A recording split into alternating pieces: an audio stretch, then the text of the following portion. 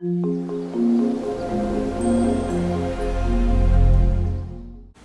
everybody, Joe here with Garden of Luma. If you guys are new to this channel, please subscribe to stay updated on the latest videos. I do a new video every Wednesday and Saturday. In today's video, I'm going to talk about the one plant that everybody that thinks about gardening wants to grow, and that is the tomato plant. Alright, so I am going to give you guys some of my tips for growing tomatoes, especially in a hot, dry climate like the Phoenix, Arizona desert, where we get scorching hot temps in the summers. And so I am in growing zone 9B. So let's go check out my tomato plants right now, and I'll talk a little bit more about growing those here in this hot, dry climate. Okay, so here are all my tomato plants here. So it just looks like a big jungle here. Look how dense this is, green this is. And so just wanted to give you guys a few tips for growing tomatoes in the Phoenix, Arizona desert here.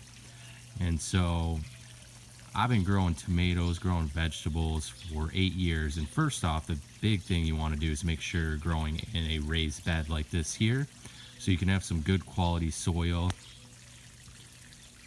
That soil that you get from, you know, the big box stores, Walmart, stuff like that, if you get cheap stuff, it's going to produce crap results. So you want to make sure you get some good quality soil. I purchased mine from a place called Grow Well. That's a local place here, and I purchased it by the cubic yard. And so that is what I highly recommend doing to get started. Then you can top it off throughout the years, you know, with some good stuff as well. So you want to have some good quality soil in a raised bed with things like worm castings, coconut coir, and I use a lot of compost. I use a lot of rabbit manure. So as you can see, these plants are extremely healthy. I'm starting to get my first ripe tomatoes there. I love the early grow variety. That is one that I always make sure I do every year. It's just been a tried and true producer for me and for others in the Phoenix, Arizona area. Just a nice medium-sized tomato that's, you know, great for salads and things like that. Has a nice sweet taste.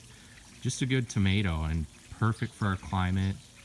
When you're getting tomatoes, you want to make sure that you are getting a variety that produces quickly. So you don't want things that take forever, like, you know, 90 days or more. You want the varieties that are going to produce in like 55 to 70 days, because as you know here, it's like a race against the heat, right? So I try to get my plants out in at least by late February. You know, if we typically get a late frost towards the end of February, so you got to keep that in mind. But some years you can get them out as early as mid-February, and maybe with a little protection, get them through any type of light frost that you might encounter.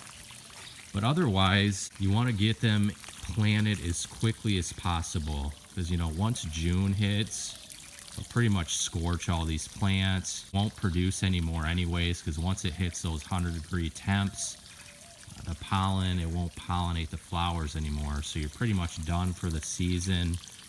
And for me personally, I don't try to get these through the summer. I know some people put shade up and whatever and try to get them through the summer so they can get a fall crop. But I just stick with, you know, one crop, and that's all I really care about, and just let them die off or pull them in June, and then I let my watermelons take over from there. But if you really, you know, really want to try to get a fall crop or whatever, you can try to heavily shade these through the summer and baby them to get them through our, you know, our extreme heat here. But to me, it's not worth it. You know, once the heat hits, I just let them go. But all I really feed these guys is just a bunch of rabbit manure, and that's pretty much it. You know, I don't feed them anything else, and as you can see, they're just really happy, healthy plants. I know some people prune the suckers and stuff, but I don't. I just let them go, and it does look pretty dense here and everything, but you know, that's fine for me. I mean, I don't worry about pruning these things or whatever. I know some people prune to try to get a heavier yield, but these produce, you know, plenty for me and my family. Actually, it's like more than enough. So I have in here Early Girl, Juliet I tried for the first time. That's these here.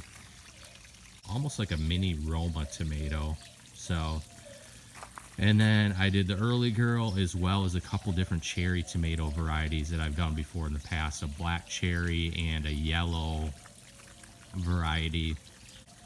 Watering, I do not. I know some people water like daily. I don't personally. I water typically every 3 days, and then when we get more of the extreme heat, every couple days. And I water for about 5 minutes or so a plant, 5 to 10 minutes a plant when I water. So I just want to make sure they get a nice good soak when I water. But I'm not big on watering like every single day. I know I've seen some people that do. But as you can see, they look healthy, they look good. My plants do tend to get some, as you can see, my jungle here and these big trees and stuff. So I mean, they get late afternoon shade from the trees around them, so they aren't just sitting out in full sun all day long. But other than that, you want to make sure you're planting tomatoes at the right time when you're doing it in the desert. Getting them out as early as possible, making sure they have steady food throughout the year, you know, whether that's like manure or you want to do some sort of fertilizer. You want to make sure they have a steady, consistent amount of food and then consistent watering. One of the problems I see too with tomatoes is the blossom end rot. And so as long as they're getting a lot of nutrients, you typically don't see that. If you're giving them a consistent watering schedule, you typically don't see that. But if you're inconsistent with watering, they're not getting enough nutrients, that tends to be a problem here. Another thing that can help with that is Epsom salts. You know, if you start off throwing some of that in the soil initially when you get them going, you know, that can be beneficial as well to help with that blossom end rot. So I tend to like to do transplants, but I have done seeds. The cherry tomatoes this year were done from seeds. And so when I'm doing tomatoes from seeds, I start those around New Year's Day and do them indoors for about 6 weeks before I start hardening them off and then getting them ready to plant outside here. But transplants are a great way to go. You know, the plant's already started. You know, go to one of our local nurseries or a local nursery and get a nice healthy plant for several. They're relatively cheap, and then go that way. And like I said, you can start them, you know, towards the end of February, mid-February, depending on the weather and threats of frost. All right, check me out at gardenofluma.com for more tips on gardening, growing fruit trees, especially in hot, dry climates. If you're new to the channel, definitely subscribe to stay updated. I do a new video every Wednesday and Saturday. Thanks for watching.